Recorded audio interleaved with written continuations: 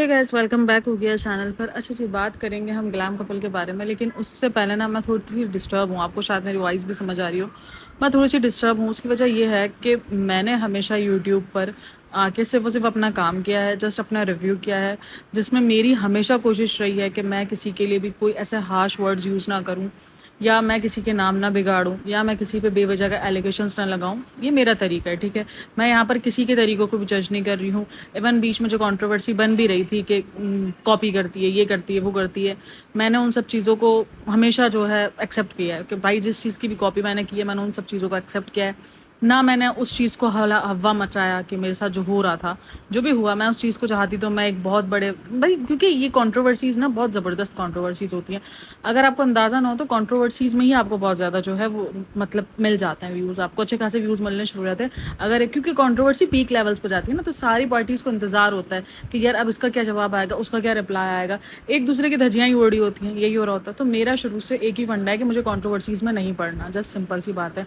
मेरा काम यहाँ पर आना रिव्यू करना है, और मेरा सीधा सिंपल सा फंडा है। और मैं सीधा सिंपल इसी तरीके से आके बात करती हूँ कि जैसे मैं लाइव आप लोगों से बात कर रही हूँ, मुझे अच्छा लगता है। मतलब मुझे एक यूट्यूब की फैमिली की तरह कनेक्शन मिलता है कि ठीक है यार, मैंने अपनी ज़िंदगी में बहुत कुछ हटा के मैंने अपनी ज़िंदगी में यूट्यूब को जो है बहुत ज़्यादा इंपॉर्टेंस दी है, क्योंकि मुझे लग रहा है कि मैं उसको एक अच्छे से लेके चल सकती हूँ। मुझे आगे बहुत कुछ करना है, जस्ट ये रिव्यू वाला सीन नहीं है मेरा। मेरा आगे और बहुत कुछ प्लान्स है। हाँ, डेली व्लॉगिंग ऑब्वियसली मेरा प्लान नहीं है, लेकिन हाँ, मेरे प्लान्स बहुत सारे हैं। बहुत सारी चीज़ों पे मेरे वर्क हैं। इंशाल्लाह जो है जैसे जैसे वक्त गुजरेगा। अभी मेरे बच्चे बहुत छोटे हैं, जॉइंट फैमिली है, थोड़ा सा बिजी स्केड्यूल हो जाता है, नहीं पॉसिबल हो पाती चीज़ें। तो इस वक्त ये सिर्फ और सिर्फ एक आसान है। मैंने हमेशा कहा रिव्यू करना बहुत आसान है भी और नहीं भी है, क्योंकि आपको एक तरफ वॉइस सुननी है, आप काम करते हुए जो है वो रिकॉर्डिंग सुन सकते हो। जैसे कि आप किसी का व्लॉग देख रहे हो, वो रिकॉर्डिंग सुनते हुए आपने काम करते हुए आपने देख लिया व्लॉग वगैरह। लेकिन आपको सुनना प्रॉपर है, आपको पॉइंट्स भी कलेक्ट करने हैं, आपको बनाना है, फिर आपको देखना है, हर चीज़ है। लेकिन उसके बाद एक चीज़, जब आप ऐसा कुछ भी नहीं कर रहे हो, ठीक है, आपने किसी को भी यहाँ पर डिफेम करने की कोशिश नहीं करी। हर बात के, जिस बात में मुझे लग रहा था कि इस बात के दो पहलू हो सकते हैं, ये बात पॉजिटिव भी जा सकती है और नेगेटिव भी जा सकती है, वो दोनों पहलू मैंने शेयर किए। और मैंने कहा नहीं भाई, ये ओपिनियन है, ये नहीं है, ये है, इसका पॉजिटिव वे ये हो सकता है, नेगेटिव वे हो सकता है। दोनों चीज़ें अपनी हमेशा डिस्कस की हैं, ठीक है। कभी कोई नाम नहीं बिगाड़े, कभी किसी को गालम गलोच नहीं की। एक बार मैंने अपनी वीडियो के अंदर जो है वो चूतिया बोल दिया था, जिसको बहुत हल्ला मचाया गया था उस बात को लेकर। लेकिन खैर, मैंने कहा कि नहीं यार, वो हो गया, ठीक है, बाय मिस्टेकली हो जाता है, क्योंकि कभी कभार आप जो है वो बना रहे होते हो, अंध वक्तों में जो है बना रहे होते हो, तो आपके मुंह से कभी कुछ ऐसा निकल आता है। लेकिन मैंने उस चीज़ को फौरन से रियलाइज़ किया। लेकिन वो वीडियो मुझे दोबारा नहीं मिली, क्योंकि वो मैंने उन्हीं के मुँह से सुना था कि मेरी एक वीडियो के अंदर ये चीज़ आ गई थी। क्योंकि मेरी कोशिश होती है कि मैं अपनी वीडियोस में कभी भी, एक तो मैं दिमाग से ही बोल रही होती हूँ, ठीक है, मतलब कि जो मेरे मन में आ रहा होता है ना, मैं वही बोल रही होती हूँ। तो मेरे मन में कभी गालियाँ होती नहीं है, इसलिए वो निकलती भी नहीं है, क्योंकि कोई स्क्रिप्ट कुछ रेडी नहीं होता। इसलिए मैं अपने कितने पॉइंट्स ऐसा होता है जो मैं भूल भी जाती हूँ, तो वही सीन होता है। तो मुझे ना आजकल एक इंस्टाग्राम पर बहुत ज़्यादा कमेंट आ रहा था, ओ सॉरी, अब इंस्टाग्राम पर ना मैसेज आ रहा था, एक रिव्यू आता, सॉरी, एक मुझे रिक्वेस्ट आती है मैसेज की। मैंने एक्सेप्ट किया, क्योंकि आजकल मुझे मैसेज की रिक्वेस्ट बहुत ज़्यादा आ रही है। कोई कभी कुछ मुझे बोल रहा है। अभी एक लड़की की मेरे पास मैसेज रिक्वेस्ट आई, वो इंडिया से थी, मुंबई से, मेट्रोपॉलिटन से थी। हाँ, उसने मुझे जो है वो कहा कि आप बहुत अच्छा काम कर रही हूँ, मैं आपकी बहुत बड़ी फ़ैन। उससे मुझसे कुछ काम नहीं था, कुछ भी काम नहीं था, जस्ट उसे मुझे अपना प्रेस करना था, मुझे अच्छा फील करवाना था। और मुझे एज अ फ़ैन जो है उसने मुझे अपने आप को इंट्रोड्यूस करवाया, जो कि मेरे लिए बहुत बड़ी बात है, सीरियसली मेरे लिए बहुत बड़ी बात है। तो आजकल ऐसे कमेंट्स मुझे आ रहे हैं, ऐसी जो है नोटिफिकेशन मुझे मिल रहे हैं, रिक्वेस्टें मुझे मिल रही हैं। तो मैंने एक्सेप्ट की। मैंने कहा शायद होगा कोई बंदा जिसको बात करनी हो, बंदा या बंदी, ठीक है। जैसे ही मैंने रिक्वेस्ट एक्सेप्ट की, उसने मुझसे गालम गलोच से जो है वो मुझसे बात शुरू की। मैंने कहा भाई, हो क्या गया आपको, मुझे बताओगे। तो मुझे बोलता है तुम ऐसी हो, तुम उसकी बच्ची हो। इतनी गंदी गंदी गालियाँ जो मैं यहाँ पे सीरियसली ना मैंने ज़िंदगी में कभी सुनी होंगी।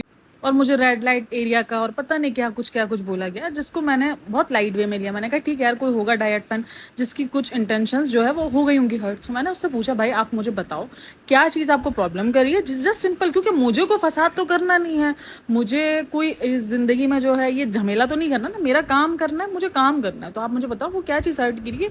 मैं आपको, या तो मैं आपके लिए वो वीडियो रिमूव कर दूंगी, या मैं आपको उस चीज़ की एक्सप्लेनेशन दे दूंगी, कोई बात नहीं, इट्स ओके। अगर आपको कोई चीज़ हर्ट कर रही है तो रिमूव करने से अच्छा है कि मैं आपको उस चीज़ की एक्सप्लेनेशन दे दूंगी कि भाई किस वजह से मैंने वो चीज़ बोली है, आप मुझे बताओ। अच्छा, उसने मुझे किसी भी वीडियो का जो है वो नहीं बोला। मुझे लगता है शायद उसको किसी चीज़ का बहुत ज़्यादा गुस्सा था जो उसने मुझ पर आके निकाल दिया। मुझे बहरहाल बहुत सारी धमकियाँ दी, चैनल उड़ा दूंगा, ये कर दूंगा, वो कर दूंगा।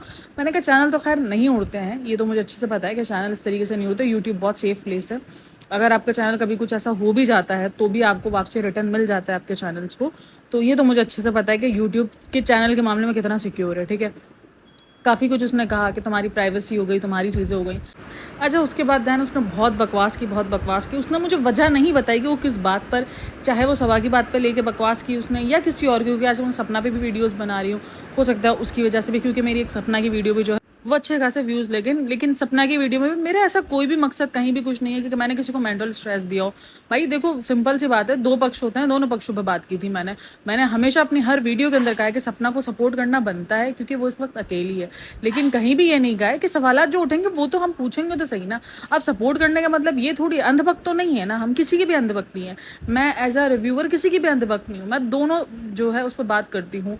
हाँ, जिन चीज़ों पर नहीं उठाने सवाल, मैं जिन चीज़ों को माइनस करना होता है मैं स्किप कर देती हूँ। मैंने कभी भी उसके कैरेक्टर पे बात नहीं करी, ये कैरेक्टर लेस है, नहीं बात करी। मैंने जस्ट उसको इतना पूछा था कि राजवीर का जो भी सीन हुआ है, इतना मतलब कि राजवीर से जो दूसरी शादी की वो कैसे कर सकती है, यानी मैं अगर अपने ऊपर रख के सोचती हूँ तो मैं नहीं हामी भरती जहाँ मैंने इतना मेंटल स्ट्रेस बर्दाश्त किया। लेकिन उसकी मेंटल स्ट्रेस क्या रहा होगा, उसकी मेंटल हेल्थ उस टाइम पे क्या रही होगी कि उसने हाँ बोला है, वो उसको पता है। ठीक है, वो हो सकता है आगे जाके उस चीज़ का भी जवाब दे दे, क्योंकि कल की भी लाइफ में उसने बहुत कुछ जवाब दिया। मुझे नहीं पता वो किसका फ़ैन था, क्या था, बट लेकिन उसने मुझे इंतहा से ज़्यादा गालियाँ दी हैं, इंतहा से ज़्यादा मुझे इतना बुरा भला बोला।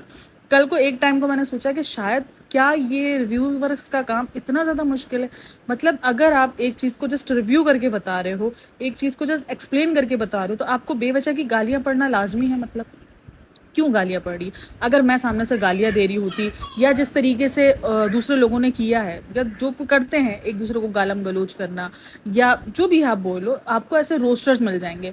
मैं देखो रिव्यूवर्स की बात नहीं कर रही हूँ, मैंने मेरे साथ की जो है वो कॉफ़ी भी है, आप कॉफ़ी भी को देख लो, ठीक है, उसका जो भी है, काफ़ी लोगों को उसका लहजा नहीं भी पसंद आता है, लेकिन उसने भी गालम गलोच नहीं दी कभी भी अपनी वीडियोज़ में, वो भी नॉर्मली वीडियोज़ बनाती है। लेकिन ना वो बंदा मुझे बड़ा अजीब पागल किस्म का लगा। आप किसका फ़ैन था भाई? जो जिसके भी फ़ैन थे कमेंट कर दो, फ़ैन किसके थे तुम, मुझे ये तो पता चले। तुम्हारी मेरी किस वीडियो पर हटी है ये तो बताओ मुझे भैया जी।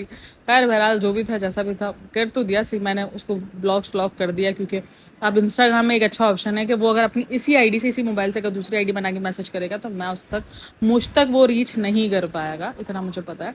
खैर मैं इस तरीके के टॉक्सिक बंदों को नहीं कर सकती, और ना ही मैं टॉक्सिसिटी के लिए जो है, टॉक्सिसिटी के लिए बोल लो, समझ लो ना, मैं इस टॉक्सिक पने के लिए जो है यूट्यूब पर हूँ। मैं सीधा सिंपल अपने जस्ट आती हूँ, रिव्यू करती हूँ, मेरे रिव्यूज़ आप देख लो। हमेशा मुझे काफ़ी लोगों ने जो है वो कहा है आप डबल ढोल हो, आप इधर भी बोलती हो उधर, तो भाई मेरा काम रिव्यू करना है, मेरा काम हेट फैलाना थोड़ी है।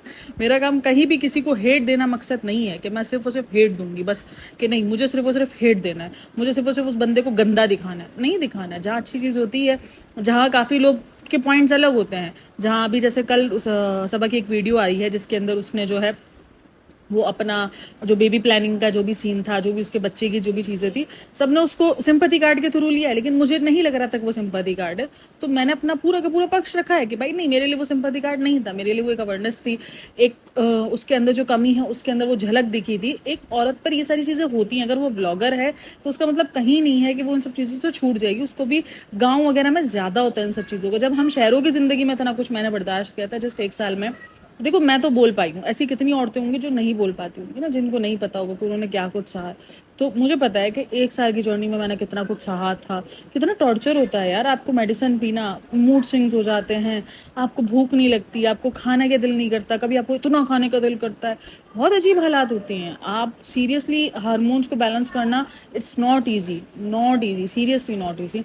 पीसीओएस को झेलना, आपको हर महीने का टॉर्चर, पता है सीरियस, मैं तो 1 ही साल झेला था ना, हर महीने का टॉर्चर, कि यार अभी एक दिन ऊपर होता तो आपको एक अच्छे अलग से उम्मीद बन जाती है कि नहीं यार अब तो हुआ है, अब तो कंसीव है, अब तो पक्का, अब तो ये है, अब तो वो है, एक अंदर से हो जाता है ना कि यार इस बार तो हो जाएगा इंशाल्लाह। लेकिन वही 2-4 दिन बाद पीरियड्स आ जाना, या जब आप टेस्ट करो तो नेगेटिव नेगेटिव नेगेटिव, और वो 8-10 दिन बाद एक बहुत ऊपर जाकर एक अच्छी होप बन के जब आप डॉक्टर्स के पास जाओ, जब दिखाओ करो तो क्या कुछ भी नहीं है, आपको जो है पीरियड्स ऐसे ही डिले।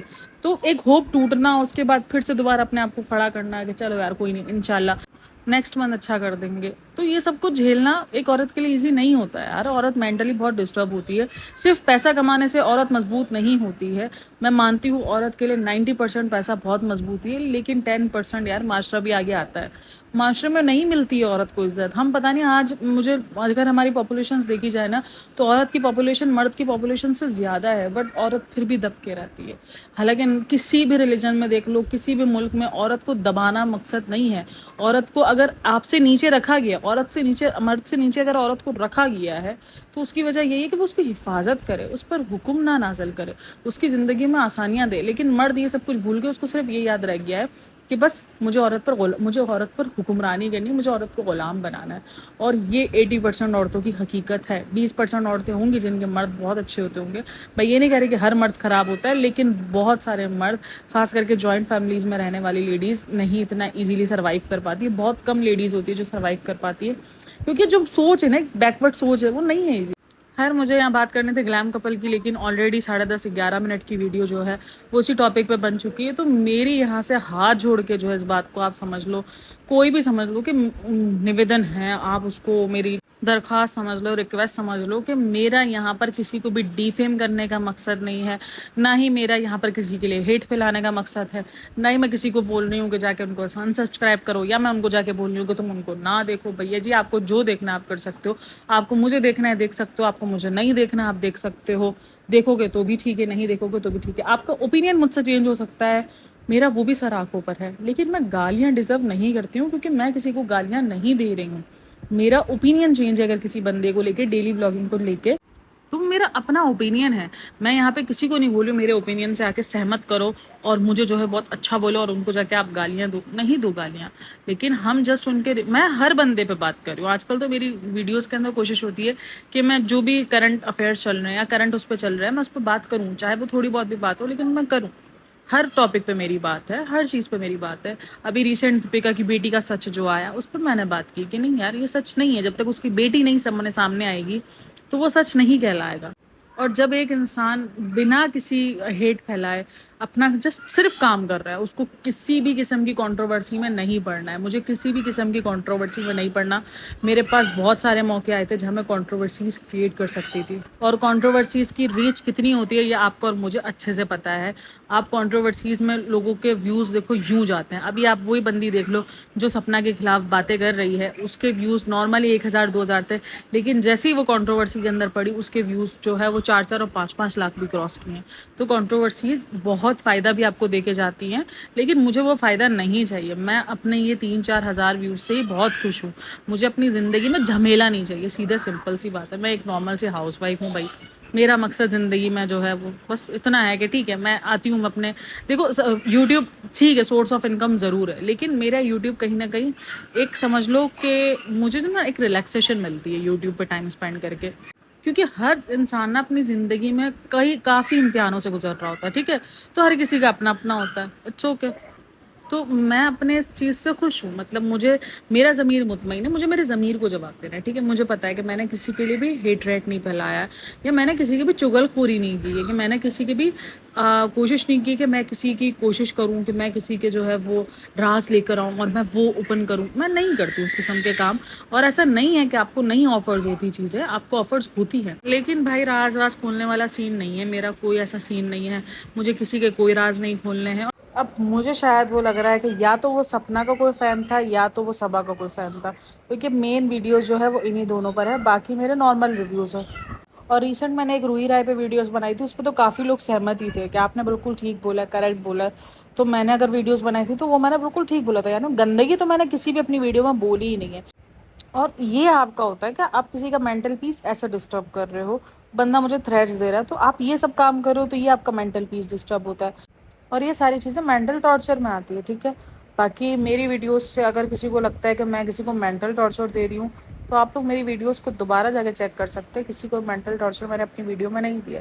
हमेशा सिर्फ वही बात की है जो उन्होंने अपने व्लॉग्स में खुद दिखाया, जो खुद बोला है, जो इनके खुद के मुंह से बाहर आई है, अपनी तरफ से बातें बना के कभी पेश नहीं की है, ठीक है। तो हमेशा जो भी हुआ है वो इन्हीं के व्लॉग्स के थ्रू हुआ है, और आई थिंक सो ये हक यूट्यूब हर किसी को देता है। आप अपना ओपिनियन दे सकते हो, कमेंट बॉक्स में आप अपना ओपिनियन दे सकते हो, आप अपना ओपिनियन रिव्यू के तौर पे दे सकते हो। तो ये हक तो यूट्यूब भी आपको देता है। ये हक तो यूट्यूब जब नहीं छीन सकता, तो फिर आप कौन होते हो छीनने वाले। जो होगा वीडियोस के अंदर आएगा, उसका ओपिनियन जाएगा। बाकी जो मेरा काम है मैं वो करती हूँ और करती रहूँगी। तो बहरहाल ये 1-2 कमेंट्स होते हैं, रिसेंट में कुछ कमेंट्स आए थे जो मुझे डिस्टर्ब किए थे, और आज ये मुझे थोड़ा सा डिस्टर्ब कर गया। हालांकि मुझे कोई ये नहीं है कि मैं किसी किस्म का डरती हूँ या ये सारी चीज़ें। चैनल बंद हो जाएगा, ये 2,500-3 हज़ार व्यूज़ का चैनल है। इनको नहीं पता मैंने कितनी फेलियर्स यूट्यूब के मामले में झेली है। मेरा 5-5.5 हज़ार का चैनल जो है वो ऐसे ही बंद पड़ा है, ठीक है। एक चैनल मेरे 4,000 व्यूज़ का, 4,000 उसका पड़ा है सब्सक्राइबर का, ऐसे ही वो पड़ा हुआ है, चैनल बंद हो गया था, ख़त्म हो गया था। तो इनको ये नहीं पता कि भाई मैं ये 2,500-3,000 के चैनल को कैसे रोकूंगी। एक चैनल बंद करवा दोगे, मैंने दूसरा चैनल बना लेना, मैंने दूसरे चैनल पे मेहनत स्टार्ट कर ली ना। मेहनत करने से मैंने पीछे कभी नहीं हटना है। और मुझे पता है कि जब आप सच्चे दिल से, जब आपका काम से किसी को डिफेम करना नहीं होता ना, तो आपको मेहनत मिलती है। क्रिटिकल रिव्यूज़ पे जो है आपको व्यूज़ मिल जाते हैं, हो जाता है भाई। तो 2-2.5 हज़ार के सब्सक्राइबर के साथ मैं क्या रोलूंगी चैनल को, ठीक है। 5-5 हज़ार के चैनल चले गए, उस पर मैंने रोने धोने नहीं डाला। तो मैंने कहा चला गया तो चला गया, गया भी सभा की वजह से था, तो खैर चला गया तो चला गया, छोक के नहीं है कोई प्रॉब्लम हमें। बट लेकिन ये जो आप कह लो मैसेज या जो भी है, ये जो आया है वो काफ़ी मुझे डिस्टर्बिंग लगा है। लेकिन खैर मैं ऐसी चीज़ों पे रिएक्ट ज़्यादा नहीं करती हूँ, लेकिन या मुझे लग रहा था कि नहीं यार थोड़ा सा डिस्कस करना बनता है। क्योंकि जब आप एक चीज़ की वजह से डिस्टर्ब हो रहे हो, कंट्रोवर्सी तो खैर क्रिएट करनी ही नहीं, कंट्रोवर्सी क्रिएट होनी होती तो मैं आगे तक रिप्लाई करती, मैं बहस करती, मैं बात करती, मैं बोलती। मैं छोड़ ही दिया, मैंने कहा ठीक है बाबा जी, तुमको लग रहा है कि मैं गलत हूँ तो इट्स ओके। सबके अपने अपने पॉइंट ऑफ व्यू थे, तुम्हारा शायद बहुत भयंकर वाला पॉइंट ऑफ व्यू था, तो इट्स ओके। तो अच्छा, मुझे अभी ना एक कमेंट आया हुआ है कि आप अंधभक्त ना बोलो। भक्त जो है वो हमारे रिलीजन में, यानी हिंदू रिलीजन में, एक अच्छे वर्ड को, तो मैं अंधभक्त को एज अ गाली तो यूज़ नहीं कर रही हूँ। मैं कोई गाली नहीं दे रही हूँ अंधभक्त पे, क्योंकि अंधभक्त है तो ये। लेकिन एक होता है कि एक जो मतलब कि अंधा विश्वास करते हैं ना, ठीक है भाई, अंधविश्वासी जो लोग होते हैं ना, आप समय बोलूँगी, मैं किसी को भी हर्ट करना यहाँ पे चाहती ही नहीं हूँ।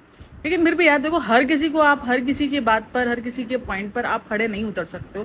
कुछ ना कुछ बातें किसी न किसी को पॉइंट ऑफ व्यू गलत लग जाता है। अब देखो ये वक्त पर पॉइंट आ गया कि आप वक्त से जो है अपने रिलीजन को रिस्पेक्ट दे रही हो, तो ऐसा हमारे, तो भाई मैंने कब किसी के रिलीजन को रिस्पेक्ट नहीं दी है। मैंने हमेशा कहा है हर रिलीजन रिस्पेक्ट के बराबर है, ठीक है। हर रिलीजन को परफेक्ट रिस्पेक्ट देने का हक बनता है।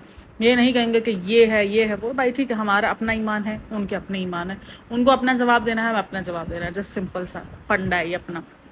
इवन मैंने कभी सभा के ऊपर भी बातें उठाई कि ये कैसी ईमान है, ये कैसा है, कैसा नहीं है। और ठीक है भाई, अपनी मर्जी है, अपना पढ़ना है। हाँ ठीक है, जो आप गलत पोर्ट्रे कर रहे हो, यानी नमाज का तरीका, अगर आप एक 1.5 मिलियन लोगों के सामने आके गलत तरीके से पोर्ट्रे कर रहे हो, आप किसी भी किताब को उठाओ, अगर आप नॉन मुस्लिम भी हो तो जाके नमाज के फ़र्ज़ में जो है आप फ़राइज़ जो हो गए, आप नमाज का तरीका हो गया, नमाज पढ़ने के लिए आपको किस किस्म के कपड़े पहनने हैं, आप जाके वो सिर्फ एक रिसर्च कर लो, वहाँ पर आपको सबसे पहले ही आ जाएगा। मतलब कि आपकी सारी शर्तें, कि आपके कपड़ों पे जो है वो किसी कार्टून कैरेक्टर का नहीं होना चाहिए, आपके कपड़ों की आस्तीनें अगर फुल नहीं है तो आप इस तरीके का कोई मखना या इस तरीके की चीज़ें ले लो जो कि आपके आस्तीनों को कोहनियों तक ढांप के रखे। आपकी जो पंडलियाँ हैं वो आपकी ढकी हुई होनी चाहिए। तो ये नमाज की शराइत हैं, ठीक है ना। तो ये शराइत जब नहीं दिखा रही थी वो, तो उस पर बात होती है। बाकी वो नमाज पढ़ती है नहीं पढ़ती, या क्या है क्या नहीं है, इट्स ओके, चलता है। और मेरा हमेशा दीपिका के मामले में भी यही है कि दीपिका के लिए लोग इतना ज़्यादा अंधभक्त दिखाते हैं ना कि वो मुस्लिम हो गए। मैंने कहा कभी उसने एक वक्त की नमाज तो आपको पढ़ के दिखाई नहीं, आप किस बात पे खुश मना रहे हो। उसने रिलीजन अपना जो है वो कपड़ों की तरह चेंज किया। पहले उसने क्रिश्चियन थी,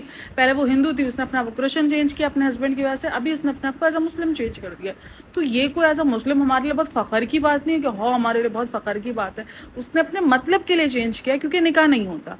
ये हम सबको पता है कि एज अ मुस्लिम में अगर आपको जो है वो निकाह करना है तो दोनों पार्टीज़ का मुस्लिम होना लाजमी है, वरना आपका निकाह नहीं होगा। अब आप सोनाक्षी सिन्हा के केस में ले लो, उनका निकाह नहीं हुआ है, उन्होंने कोर्ट मैरिज की है। आप सैफ करीना देख लो, उनका भी कोर्ट मैरिज हुई है, ठीक है। अगर आप अरबाज खान और इनका देख लो, मलाइका अरोड़ा का, तो उनकी भी कोर्ट मैरिजेस हुई हैं। मतलब या तो हिंदू एक्ट के जरिए मैरिज होती है या तो कोर्ट मैरिज होती है। निकाह उनका नहीं हो सकता है, क्योंकि निकाह के लिए दोनों पार्टियों का नाम जो है वो मुस्लिम होना ज़रूरी है। मतलब मुस्लिम होना जरूरी, नाम नहीं सॉरी, मुस्लिम होना ज़रूरी है। तो ये पार्टी है। यार ये ब्लॉग हो सकता है कि आपको थोड़ा सा बोरिंग लगे, लेकिन ये मेरे थोड़े से दिल की बातें थी जो मैंने आप लोगों के साथ शेयर की है। लेकिन मैं बहुत ज़्यादा डिस्टर्ब हुई हूँ उस कमेंट्स को देखकर, उन मैसेजेस को देखकर। पता नहीं क्यों मुझे इतना ज़्यादा फील हुआ है कि यार मैं गलत नहीं है, मेरी इंटेंशंस गलत नहीं है। इसीलिए मैं इस चीज़ को आके बार बार आके क्लियर करती हूँ। कभी कोई कॉपी का इल्ज़ाम लगता है, मैं फ़ौरन एक्सेप्ट करती हूँ कि भाई देखो, अगर ये चीज़ मैंने कॉपी की भी दी हुई है तो मैं बोलूँगी। मैंने हमेशा रेडिट को क्रेडिट दिया है, मैंने हमेशा कॉफ़ी बी को क्रेडिट दिया है। लास्ट मैंने कॉफ़ी बी को भी जाके चीज़ें क्लियर की थी, जब वो उसके साथ शबनम जी के साथ जब मेरा जो चला था ना, जब मैंने उनके पास, जब मैंने उनको मैसेज किया था ना, इंस्टा पर अप्रोच किया था, तो मैंने कॉफ़ी को भी अप्रोच किया था। मैंने कॉफ़ी को भी कहा था कि क्योंकि मुझे वो जो कमेंट आया था, मैंने आपको बताया था, कॉफ़ी ने एक बार मुझे कमेंट का जो रिप्लाई दिया था, मुझे वो हर्ट किया था। तो मैंने उसको रिप्लाई किया था कि भाई देखो, मैं जब भी कुछ होता है मैं फ़ौरन क्रेडिट दे देती हूँ। हाँ, जब मैं नहीं करती हूँ कॉपी तो मैं क्रेडिट नहीं दूंगी, क्योंकि मैं देखती हूँ आज की चाय, किसी को भी नहीं पता था कि मैं कॉफ़ी को देखती हूँ, मैंने खुद एक्सेप्ट किया हुआ है कि मैं कॉफ़ी को देखती हूँ। किसी को नहीं पता मैं आज की चाय को देखती हूँ, मैंने एक्सेप्ट किया हुआ है कि मैं आज की चाय देखती हूँ। तो सिजलिंग टी का मैंने बताया था कि सिजलिंग टी की भी जो वीडियोज़ आती थी उसको भी मैं देखती थी। तो मुझे किसी ने बोला था कि आप आज की चर्चा को देखो, और इन सबको मैं नहीं देखती हूँ क्योंकि टाइम भी तो चाहिए ना इतना यार, आपके पास टाइम बहुत कम होता है, बहुत शॉर्टली टाइम होता है, बहुत ज़्यादा आपको चीज़ें देखनी होती हैं। अच्छा, मैं इसके साथ साथ ना थोड़ा सा डिस्कस कर देती हूँ। मुझे ना रिसेंट दिनों बहुत ज़्यादा कमेंट्स आए थे मेरी यूट्यूब जर्नी के ऊपर ना कि आपको कितने व्यूज़ पर क्या मिलते हैं। मैंने उनको पर्सनली तो उनको मैंने सब गाइड कर दिया था, बट एक दो कमेंट्स और थे जिसमें मैंने कहा था कि चलो ठीक है, अब जब आज बात हो ही रही है, आज जब ऐसे चल ही रहा है तो मैं बात कर ही लेती हूँ कि मुझे जो है ना वो यूट्यूब, अगर आपका चैनल जो है वो, आपके चैनल की जो रीच है ना, मतलब जो ऑडियंस है ना, वो अगर आपको यूएस से या बाहर की कंट्री से मिल रही है, यूके से मिल रही है, यूएसए से मिल रही है, दुबई से मिल रही है, आपको ऑस्ट्रेलिया से मिल रही है, नॉर्वे से, नॉर्वे यार, नॉर्वे के अगर आपको 1000 व्यूज़ मिल गए ना नॉर्वे के पास से, तो भैया जी आपके $18 कहीं नहीं गए पर $1000 पर, तो ये हाल है। तो इन जगह से अगर आपको मिल रही है तो आप 1000 व्यूज़ पर बहुत अच्छी अर्निंग कर लेते हो, $5 से लेके $15 के अंदर अंदर अर्निंग कर लेते हो। लेकिन अगर आपकी ऑडियंस, आप जाओगे ना तो आपके पास ऑप्शन आता है अपनी ऑडियंस चेक करने का कि आपकी ऑडियंस कहाँ से। अगर आपकी ऑडियंस रिटेंशन 78%, 70% इंडिया से है या पाकिस्तान से या बांग्लादेश से, ये तीनों एशियन ममालिक से है, तो आपको पर व्यूज़ पर 1000 व्यूज़ पर कभी $0.30 अर्न होगा, $0.60 अर्न होगा या $0.90 अर्न होगा। ये आपको पर व्यूज़ पे मिलता है। आपकी वीडियोस कितनी लेंथ पे है, मतलब 8 मिनट से ऊपर की वीडियोस है तो उस पर ऐड ज़्यादा चलेंगे। 20-25 मिनट की वीडियो है, मेरे रिसेंट एक वीडियो थी 30 मिनट की वीडियो थी, मगर मुझे उस पर 0.30 मिला क्योंकि मेरा उस पर RPM बहुत कम था। मतलब जो लोगों ने देखा है ना मेरी वीडियोस को, वो बहुत कम टाइम के लिए देखा, तो मुझे नहीं मिले उस पर, मुझे बहुत कम मिला। और एक वीडियो थी जो मेरी थी आई थिंक कुछ 12-15 मिनट की वीडियो, लेकिन उस वीडियोस को मेरी बहुत देखा गया, पूरा पूरा देखा गया, जिसकी वजह से मुझे उस डॉलर पर, उस पर जो है वो 1000 व्यूज़ पर मैंने $1.5 भी अर्न किया था। तो ये सीन होता है। यानी अगर हम एशियन ममालिक में बैठ के काम करें तो हम कोई लाखों रुपए नहीं कमा रहे। मेरी लास्ट मंथ की अर्निंग भी 46K थी, तो मतलब कि लाखों रुपए नहीं मिल रहे हैं आपको। ठीक है, आप अर्न कर रहे हो अच्छा खासा, तो ये अर्निंग सोर्स आपका अच्छा हो सकता है, लेकिन साइड में मेरा कोई इससे घर नहीं चल रहा। मुझे हर बार ताने आते हैं कि आपका इससे घर चल रहा है, आप इससे, मैं मुल्क चला रहा है, मैं घर क्यों चलाया, मैं सीधे सीधा मुल्क ही चला रहा पूरा। तो मेरा कोई घर नहीं है, अल्हम्दुलिल्लाह मेरे हस्बैंड की अच्छी जॉब है, अच्छा काम है, तो वो अपने काम से, उन्हीं की सैलरीज, उन्हीं के खर्चों से मेरा खर्चे चलते हैं। ये मेरी साइड की अर्निंग होती है, यानी मिलती है तो भी ठीक है, नहीं मिलती तो भी ठीक है। मतलब ऐसा नहीं कि अगर अर्निंग मुझे नहीं मिलेगी तो मैं भूखी बैठूंगी, अल्लाह ना करे, ऐसा कुछ भी नहीं है। तो ये मेरा सोर्स ऑफ इनकम साइड है, मेन सोर्स ऑफ इनकम मेरा यूट्यूब कभी भी नहीं है। और अल्लाह ताला कभी ऐसे दिन लाए भी ना कि मेन सोर्स जो है वो यूट्यूब हो, क्योंकि आपको बहुत टेंशन होता है भाई, हवाई रोजी वाला सीन है ना, मिला नहीं मिला, अगले महीने कुछ हो गया। रिसेंट दिनों मेरा जो है वो चैनल डिमोनेटाइज हो गया था, तो बैठे बैठे डिमोनेटाइजेशन आ गई थी कि रीयूज्ड है आपके चैनल पर, तो आपको मिल जाता है ये कुछ भी, आपको बैठे बैठे कोई भी पंगा आ जाता है, कभी कुछ आ जाता है, कभी कुछ अभी रिसेंट दिनों मेरी एक वीडियो मैंने जो डिलीट कर दी थी उस पर मुझे कम्युनिटी गाइडलाइन की वार्निंग आ गई, स्ट्राइक नहीं है, मुझे वार्निंग आ गई थी कि अगर वो स्ट्राइक पड़ जाएगी तो 7 दिन के लिए मेरे चैनल पर जो है वो अपलोडिंग बंद कर दी जाएगी। लेकिन खैर बहरहाल जो है वो उसके बाद कुछ हुआ नहीं, क्योंकि मैंने वो वीडियो डिलीट कर दी थी। वो भी क्योंकि बहुत ज़्यादा यूट्यूब के अंदर भाई, बहुत ज़्यादा जो है आपको स्ट्रिक्टनेस भी है यूट्यूब के अंदर। लेकिन मुझे यूट्यूब बहुत ज़्यादा आसान भी लगता है, क्योंकि फेसबुक ने तो भाई मेरा पूरा का पूरा फेसबुक उड़ा दिया था। मतलब ये हाल गया था फेसबुक ने, तो मतलब वो बिल्कुल भी बर्दाश्त नहीं करता है थोड़ा सा 19-20। यूट्यूब बहुत कुछ आपका बर्दाश्त कर लेता है। सब ऑडियंस पर निर्भर करता है। हम ऐसे ही थोड़ी बोलते हैं कि यूट्यूब पर जो भी इंसान है वो ऑडियंस की वजह से ही बना है, क्योंकि आप ऑडियंस की वजह से ही बनते हो। आपकी अर्निंग सिर्फ और सिर्फ ऑडियंस की वजह से आती है। हाँ, आपका काम मैटर करता है कि आप क्या काम कर रहे हो, वो आपके ऊपर है, ठीक है ना। आपने जब तक वीडियो लाइव नहीं की, वो सारी चीज़ें आप पर है। आप वीडियो के एसईओ कैसे कर रहे हो, डिटेल्स कैसे दे रहे हो, टारगेटेड टॉपिक को ले रहे हो नहीं ले रहे हो, थंबनेल कैसा बना रहे हो, ये सब कुछ वीडियो के अंदर जो मवाद है वो कैसा दे रहे हो, वो सब कुछ आप तक है जब तक आपकी वीडियो लाइव नहीं जाती। लेकिन उसके बाद आपके पूरी की पूरी वीडियो का दारोमदार आपकी ऑडियंस पर आ जाता है। आपकी ऑडियंस आपको कितना देख रही है, कितना सुनना पसंद कर रही है, वो सब कुछ आपकी ऑडियंस पर आता है। और हर जो है वो फील्ड के जो है वो डॉलर्स अलग अलग होते हैं। अगर आपने टैग की फील्ड जो है वो चूज़ की है, उस पर एक अच्छी अर्निंग होती है, यानी उस पर आप 1000 व्यूज़ पर $2-3 अच्छे से अर्न कर लेते हो, क्योंकि आपके जो चैनल्स पर जो आपकी वीडियो पे एड्स चलेंगे ना वो अच्छे चलेंगे, मतलब महंगे वाले एड्स चलेंगे ना। यानी उसको यूट्यूब जो है वो यूट्यूब को जो एड से अर्निंग आ रही होगी वो $2.5-3 आ रही होगी, तो आपको $1 आराम से मिल जाएगी, या $6-7 आ रही होगी तो आपको $2 मिल जाएगी। तो ये सब कुछ भी होता है। फील्ड्स का भी आता है। व्लॉगिंग की फील्ड का बता दूँ, व्लॉगिंग की फील्ड बहुत ज़्यादा है। व्लॉगिंग की फील्ड पे मैक्सिमम जो है, मिनिमम आपको जो है वो 3000 व्यूज़ पर $1 मिलता है, क्योंकि व्लॉग्स की जो है वो रीच बहुत अच्छी होती है, लेकिन उनके अर्निंग जो इस तरीके से होता है, तकरीबन इसी तरीके से होता है। यानी 3000, 2,500 से 3,000 के अंदर अंदर $1 जो है वो आपका बन जाता है। पॉडकास्टिंग में भी अच्छी रीच होती है, मतलब आपके डॉलर्स अच्छे बन जाते हैं, क्योंकि उनमें भी थोड़े से व्यूज़ कम होते हैं। और इवन पॉडकास्टिंग ऐसा होता है कि आप वीक में 2 बार शो कर रहे हो, 2 बार आप अपलोड कर रहे हो वीडियो, 3 बार कर रहे हो। तो ये सब कुछ होता है। गेमिंग चैनल्स के भी जो है एक अच्छी रीच मिलती है। गेमिंग चैनल्स वालों को भी बहुत अच्छी जो है वो रीच मिल जाती है, $1 अच्छे मिलते हैं, क्योंकि जो वीडियोस आपकी पूरी वॉच की जा रही है ना, वो बहुत मायने आती है, वो बहुत मायने रखता है। आपका आरपीएम, सीपीएम सब ये बहुत मायने रखता है यूट्यूब के अंदर। लेकिन यूट्यूब हमेशा, जब भी मेरा मेरा मानना ये है, अगर आप यूट्यूब या कोई भी सोशल मीडिया पे काम स्टार्ट कर रहे हो, आप उसको हमेशा साइड अर्निंग पर स्टार्ट करो। ये ना हो कि आप सब कुछ छोड़ छाड़ कर स्टार्ट करो कि नहीं अब तो मैं यही करूँगा। आप हमेशा उसको साइड पे स्टार्ट करो। आगे जाकर अगर चीज़ आपकी अच्छी हो जाती है और आपको एक अच्छा बेनिफिट दे रही है, आपका घर चलने पर आ गया, तो ठीक है, आप फिर उस चीज़ पर फोकस पूरी तरीके से कर सकते हो।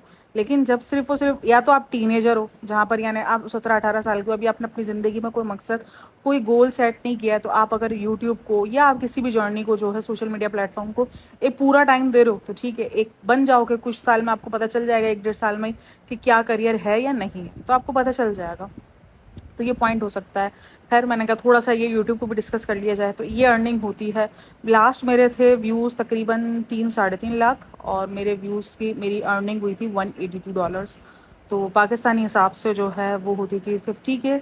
बट लेकिन पता नहीं क्या हुआ था, मुझे ना किसी ने कहा था कि यूबीएल बैंक जो है ना वो बहुत अच्छा है। तो पहले मैं ना अपनी पेमेंट फैसल बैंक पर मंगवाती थी, तो वो मुझे पूरी डॉलर्स देता था। जैसे मैंने यूबीएल बैंक पर मंगवाई ना, उसने मेरे $15 अर्न कर लिया, क्योंकि मेरी 1-2 मरतबा ना फैसल बैंक पर पेमेंट थोड़ी सी लेट हो गई थी ना, तो मैंने इसलिए यूबीएल बैंक को कनेक्ट कर दिया। मैंने कहा चलो यार, यूबीएल बैंक पे काफ़ी मैंने देखा था। मैंने एक वीडियोग्राफर था, हाँ, ये इसी तरीके से टैग का काम करने वाला काशिफ मजीद, आप सब जानते होगे, पाकिस्तान में एक बंदा है। मैंने उसकी वीडियो देखी थी जहाँ पर उसने यूबीएल बैंक को ना सबसे पहले रखा था। तो मेरे पास इत्तेफाक से यूबीएल बैंक का अकाउंट निकल आया था।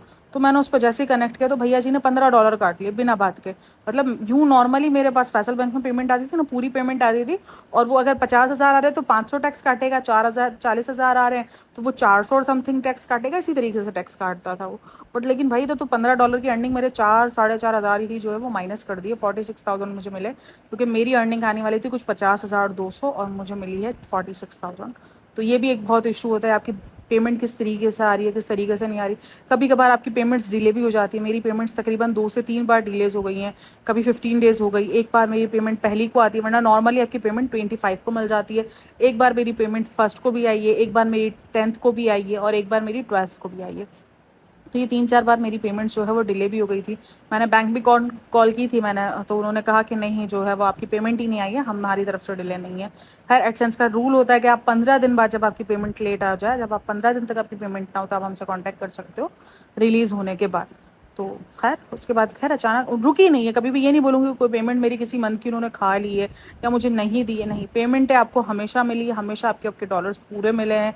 कभी भी उन्होंने कोई चीज़ कट नहीं की है। बहुत अच्छे से सर्विस होती है यूट्यूब की, ये तो मुझे पूरी गारंटी। और मेरा सबसे सीरियसली, मैंने टिकटॉक पे भी अकाउंट है, मेरे पास मोनेटाइज अकाउंट है टिकटॉक का, बट जीरो अर्निंग है, कुछ अर्निंग नहीं हुई है, कुछ भी नहीं है। फेसबुक ने मेरा चैनल ब्लॉक कर दिया, मुझे उड़ा दिया पूरा का पूरा फेसबुक ने। हालांकि मैंने कुछ भी न्यूडिटी शूडिटी कुछ भी नहीं दिखाया था।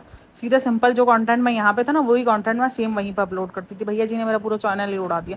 मेरा खुद का जो ज़ाती फेसबुक था ना, उसी के साथ मैंने उस चैनल को कनेक्ट किया हुआ था, तो भाई पूरा ही उड़ा डाला वो उसने। तो फिर मैंने कहा ठीक है, वो ना मेरी वो आईडी रिकवर हुई, ना चैनल रिकवर हुआ, तो सबसे अच्छा काम है। अच्छा जी, बहुत लंबी पॉडकास्ट हो गई है, बट होप्स हो गया आपकी पॉडकास्ट को एंजॉय करो। और मुझे अच्छे से यार, थोड़े से दिल बर्दाश्त हुई हूँ, तो उसको अच्छे से कमेंट कर देना, दिल बर्दाश्त था कमेंट को। खैर, बाय बाय, टेक केयर, अल्लाह हाफिज़।